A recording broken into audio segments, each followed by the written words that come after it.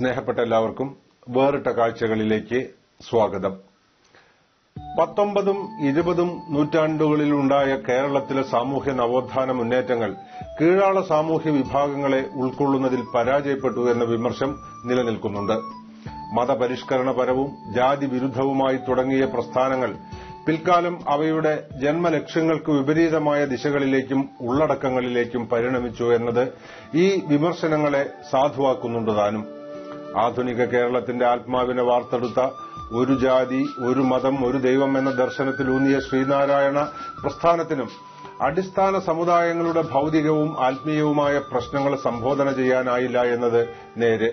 അതുകൊണ്ടുതന്നെയാകണം ഗുരുവിന്റെ ജീവിതകാലത്തു തന്നെ അയ്യങ്കാളിയുടെ സാധുജന പരിപാലന സംഘവും പൊയ്കയിൽ അപ്പച്ചന്റെ പ്രത്യക്ഷ ദൈവസഭയും പോലെ നിരവധി കീഴാള സമുദായ പ്രസ്ഥാനങ്ങൾ രൂപം കൊണ്ടതും അവ സമാന്തര ചരിത്രങ്ങൾ സൃഷ്ടിച്ചതും. സ്വാതന്ത്ര്യാനന്തര ഇന്ത്യയിൽ പിന്നാക്ക ദളിത് സ്വത്വാഭിമാനത്തിലൂന്നിയ ഒട്ടേറെ സമുദായ സംഘടനകൾ രാഷ്ട്രീയാധികാരപ്രാപ്തി ലക്ഷ്യമാക്കി ഉടലെടുക്കുന്നത് ഈ പശ്ചാത്തലത്തിലാണ്. അംബേദ്കറിസം ഇവയ്ക്കൊക്കെ പ്രത്യയശാസ്ത്രപരമായ മേൽക്കൂര നൽകി. ഭാവനാസൃഷ്ടമായ ഭൂതകാല മഹത്വത്തിലും സ്വത്ത് കേന്ദ്രീകൃതമായ വിമോചന സങ്കല്പങ്ങളിലും അഭിരമിക്കുന്ന ഇവയിൽ പലതും കൾട്ടുകളുടെയോ കബലുകളുടെയോ പ്രവർത്തന രീതികളാണ് പിന്തുടരുന്നത്. പ്രത്യക്ഷ ദൈവസഭയുടെ അനുയായിയായി തുടങ്ങുകയും എന്നാൽ സ്വന്തം വെളിപാടിന്റെ അടിസ്ഥാനത്തിൽ ആദി ദ്രാവിഡ മതം സ്ഥാപിക്കുകയും ചെയ്തു പൊയ്കയിൽ തിരുസഭാരാജ് തിരുമേനികൾ. 1958 ആദി ദ്രാവിഡ സംസ്കാരത്തിലൂന്നിയ ആധ്യാത്മിക ഭൌതിക ദർശനങ്ങളിലൂടെ ദേശീയ ജനതയുടെ പൂർണ്ണ വിമോചനത്തിനായി തിരുമേനി ദ്രാവിഡ വർഗ ഐക്യമുന്നണി രൂപീകരിച്ച് കോട്ടയം ജില്ലയിൽ മണിമല പഞ്ചായത്തിലെ മുക്കടയിൽ രാജ്യസഭാനഗർ എന്ന പേരിൽ അതിന്റെ ഹെഡ്ക്വാർട്ടേഴ്സ് സ്ഥാപിച്ചു. സഭാരാജ് തിരുമേനി കാലം ചെയ്തതിനു ശേഷം പ്രസ്ഥാനത്തിന്റെ അധിപതിയായി സ്ഥാനമേറ്റ മകൻ രാജ്മോഹൻ തമ്പുരാൻ വേറിട്ട കാഴ്ചകളുടെ ഈ അധ്യായത്തിൽ അതിന്റെ ലക്ഷ്യങ്ങളും പ്രവർത്തന രീതികളും വെളിപ്പെടുത്തുന്നു.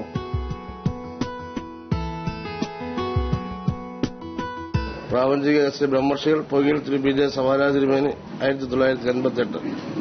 മുഖ്യമായി മുന്നോട്ട് വെക്കുന്ന ആശയം എന്ന് പറയുന്നത് ഇന്ത്യയിലെ ദേശീയ മദ്യത മതന്യൂനപക്ഷ ജനങ്ങളുടെ സാമൂഹിക ആധ്യാത്മിക സർവാധിപത്യവും ഭരണവുമാണ്.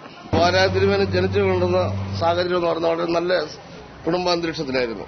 എന്നാൽ അദ്ദേഹത്തിന്റെ മാതാപിതാക്കന്മാർ പ്രത്യക്ഷരക്ഷാ ദൈവസഭ എന്ന പ്രസ്ഥാനത്തിൽ പോയതിനാൽ അവരുടെ ബന്ധുമിത്രാദികൾ, തന്റെ പ്രിയ മാതാപിതാക്കന്മാരുടെ ബന്ധുമിത്രാദികൾ പ്രത്യക്ഷരക്ഷാ ദൈവസഭയെ അംഗീകരിക്കാനോ അനുസരിക്കാനോ തയ്യാറായിരുന്നില്ല. അവർ CSI മതവിശ്വാസികളും സഹപ്രവർത്തകരുമായിരുന്നു.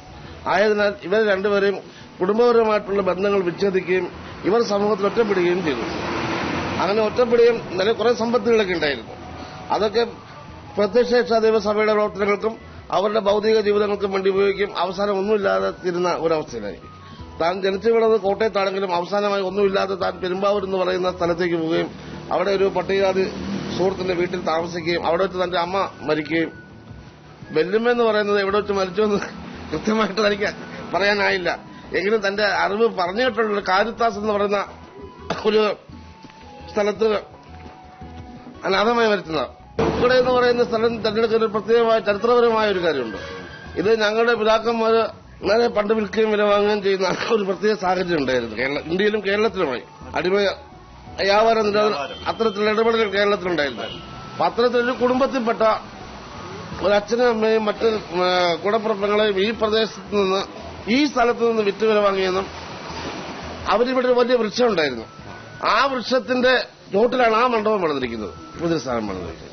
ഞങ്ങളുടെ പട്ടികവർഗം മറ്റ് ആളുകളെ സംബന്ധിച്ചോളം നൂറ്റാണ്ടായിട്ടുള്ള ആചാരങ്ങളോ അനുഷ്ഠാനങ്ങളോ ആരാധനകളോ ആരാധന ക്ഷേത്രങ്ങളോ മറ്റ് സ്ഥാപനജംഗമോ അത്തരത്തിലുള്ള യാതൊരു സംഭവങ്ങളും ഇല്ലാതിരിക്കുക. ഇപ്പം മറ്റൊന്ന്, നൂറ്റാണ്ടുകൾ വിദ്യാഭ്യാസം, സാമൂഹ്യനീതി, സഞ്ചാര സ്വാതന്ത്ര്യം ഉൾപ്പെടെ കാര്യം നിഷേധിക്കപ്പെട്ടിരുന്നതാണ്. വിദ്യാഭ്യാസം ഉൾപ്പെടെ നിഷേധിക്കപ്പെട്ടിരുന്നതാണ്.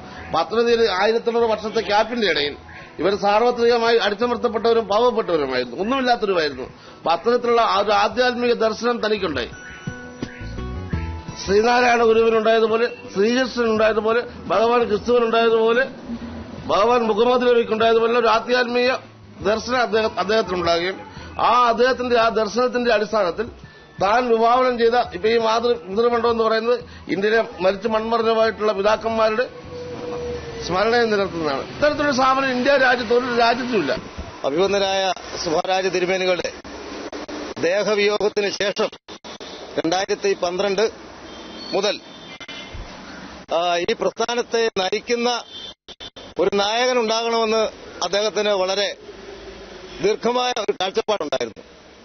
അഭിമന്യനായ തിരുമേനികൾക്ക് തന്റെ ദേഹവിയോഗത്തോട് അടുക്കുന്ന കാലഘട്ടത്തിൽ തന്നെ ഈ സഭയെ നയിക്കുവാൻ തന്റെ മനസ്സിനകത്ത് രൂപപ്പെട്ട ഒരാളാണ് ഞങ്ങളുടെ ഇപ്പോഴത്തെ അഭിമന്യനായ ഈ പ്രസ്ഥാനത്തിന്റെ ചെയർമാൻ ശ്രീ രാജ്മോഹൻ തമ്പുരാൻ. അദ്ദേഹത്തിൽ ഈ പ്രസ്ഥാനത്തിന്റെ മുഴുവൻ മെമ്പർമാർക്കും എല്ലാ യുവജന, മഹിളാ, വോളണ്ടിയേഴ്സ്, പുരോഹിത വിഭാഗങ്ങൾക്ക് പൂർണ്ണ ഉത്തരവാദിത്വവും വിശ്വസ്തയും ഉണ്ടെന്ന് ഞങ്ങൾ പറയുകയാണ്.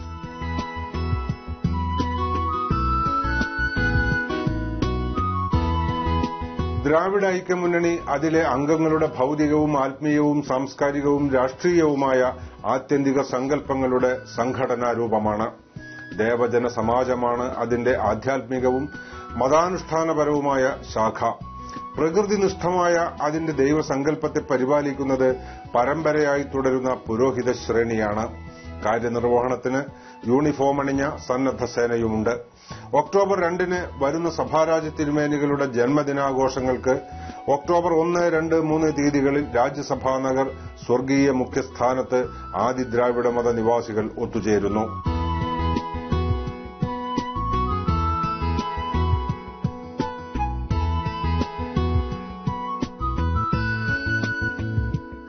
ഇതിന് ദേവജന സമാജം എന്ന് പറയുന്ന ഒരു ആധ്യാത്മിക സംഘടനയുണ്ട്. അതിന്റേതാണ് പുരോഹിതന്മാർ. അത് ഈ ദ്രാവിഡ വർഗ ഐക്യമുന്നണി എന്ന് പറയുന്ന സംഘടനയുടെ താഴെ പ്രവർത്തിക്കുന്നവരാണ്. ദ്രാവിഡ വർഗ ഐക്യമുന്നണിയുടെ സംസ്ഥാന കമ്മിറ്റിയുടെ ചെയർമാനും സെക്രട്ടറിയും അതിന്റെ ഉത്തരവാദിത്തപ്പെട്ട പ്രവർത്തകരുടെ നിർദ്ദേശങ്ങൾക്കും ഉപദേശങ്ങൾക്കും വിധേയമായി അതിന്റെ പൌരോഹിത്യ വിഭാഗം പ്രവർത്തിക്കണം. അതുപോലെ തന്നെ മറ്റൊന്നായി പ്രവർത്തിക്കുന്നതാണ് ഇതിന്റെ BSDS എന്ന് പറയുന്ന ഓൾ ഇന്ത്യ വിഭാഗം, ഭാരത സംരക്ഷണ ദ്രാവിഡ സേന. അതും ദ്രാവിഡ വർഗ ഐക്യമുന്നണിയുടെ സംസ്ഥാന കമ്മിറ്റിയുടെ നിയന്ത്രണങ്ങൾക്ക് വിധേയമായി അത് പറയുന്ന കാര്യങ്ങൾ ചെയ്യേണ്ട ഒരു വിഭാഗമാണ്. പിന്നെ യുവജന മഹിളാ വിദ്യാർത്ഥി പ്രസ്ഥാനം ഉണ്ട്. വിദ്യാർത്ഥി പ്രസ്ഥാനം അത്ര സജീവമല്ലെങ്കിൽ പോലും യുവജന മഹിളാ പ്രസ്ഥാനങ്ങളുണ്ട്. വളരെ സജീവമായിട്ടുള്ള മുന്നേറ്റങ്ങൾക്കും പ്രവർത്തനങ്ങൾക്കും തുടക്കം കുറിക്കുന്നു. അതാണ് വർത്തമാനകാല പ്രവർത്തനം.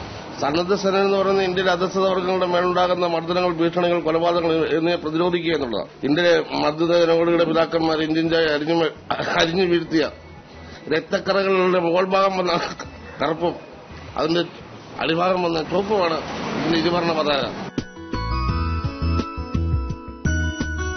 സഭാരാജ്യങ്ങളുടെ ചിന്തകളിൽ ഏറ്റവും മർമ്മപ്രധാനമായി ചിന്തിക്കുന്നത് എന്താണെന്ന് ചോദിച്ചാൽ ഈ അധസ്ഥിത പിന്നോക്ക ജനവിഭാഗങ്ങൾക്കുണ്ടാകുന്ന മർദ്ദനങ്ങൾ, ഭീഷണികൾ ഇവയിൽ നിന്ന് അവരെ പ്രതിരോധിക്കുക എന്നുള്ളതാണ്, സംരക്ഷിക്കുക എന്നുള്ളതാണ് താൻ ഏറ്റവും കൂടുതലായി ഉദ്ദേശിക്കുക. അതിലപ്പുറമായി ജനങ്ങൾക്ക് ഇടയിൽ ഇറങ്ങിച്ചെന്ന് അവരെ ബോധവൽക്കരിക്കുക, അവരുടെ പ്രതിസന്ധികളിലും പ്രശ്നങ്ങളിലും അവരെ ആശ്വസിപ്പിക്കുക, സംഘർഷ മേഖലയിൽ ചെന്ന് സമാധാനം സ്ഥാപിക്കുക. നമുക്ക് ഈ സംഘടനയ്ക്ക് അനുകൂലമായിട്ടുള്ള രാജ്യത്തിന് നേരിടുന്ന പ്രതിസന്ധികളുണ്ടായാൽ രാജ്യത്തെ പോലും സഹായിക്കാൻ തിരുമേനികൾ പറയുന്നു. തിരുമേനികളുടെ 50-75 വർഷത്തെ സാമൂഹിക ജീവിതത്തിലൂടെ ആദ്യം മുതൽ അവസാനം വരെ തന്നെ ഈ സൈനിക വിഭാഗമാണ് അദ്ദേഹത്തെ സംരക്ഷിച്ചത്. എടുത്തു പറയാവുന്ന ഒട്ടനവധി വ്യക്തികളുണ്ട്. ഒന്ന് KD തങ്കച്ചൻ, ക്യാപ്റ്റൻ അല്ലായിരുന്നു എങ്കിൽ പോലും ചേർത്തലക്കാരനായ ഒരു സുരേഷുണ്ട്, കൃഷ്ണകുമാറുണ്ട്. അത് കൃഷ്ണകുമാറിന് ഉൾപ്പെടെയുള്ള ആളുകൾ എന്ന് പറയുന്നത് ദളിത് സമുദായങ്ങളുമായി ബന്ധപ്പെടുന്ന ആളുകളല്ല, മറ്റിതര സമുദായങ്ങളുമായി ബന്ധപ്പെടുന്ന ഈ കൃഷ്ണകുമാർ ഉൾപ്പെടെയുള്ള സുരേഷ് ഉൾപ്പെടെയുള്ള ആളുകൾ പോത്തുവാര ഉൾപ്പെടെയുള്ള സ്ഥലങ്ങളിൽ ദളിതർ നേരിട്ട അതിഭീകരമായിട്ടുള്ള സംഘർഷത്തെ ചെറുക്കാൻ ശ്രമിച്ചിട്ടുണ്ട്, അതിന് തടയിട്ടിട്ടുണ്ട്, അതിന് നേതൃത്വം കൊടുത്തിട്ട് അത് വിജയം കൈവരിച്ചിട്ടുണ്ട്. അതുപോലെയുള്ള വോളണ്ടിയർമാരാണ്. KD തങ്കച്ചനുള്ള ഏറ്റവും ബെസ്റ്റായിരുന്നു. തിരുമേനിയുടെ വലം ഭാഗത്ത് എപ്പോഴും ഇരിക്കുന്നത് KD തങ്കച്ചനായിരുന്നു. തിരുമേനികൾ ഇവരോട് വോളണ്ടിയർ സൈനിക വിഭാഗത്തോട് പറയുന്നത്, നിങ്ങൾ ഈ യൂണിഫോം ഊരുമ്പോൾ അതിന്റെ അത് ഊരി മടക്കി വീട്ടിനകത്ത് വെക്കുമ്പോൾ ഒരു 100 രൂപ കൂടി അതിനകത്തോട്ട് വെച്ചോണം.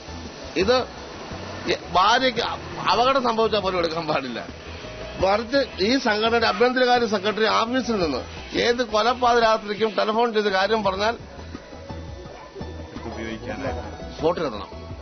സ്പോട്ടിലെത്തിയേ പറ്റൂ, അല്ലെങ്കിൽ ആ വിഷയത്തിന് മേലുള്ള ശത്രു അയാളായിരിക്കും.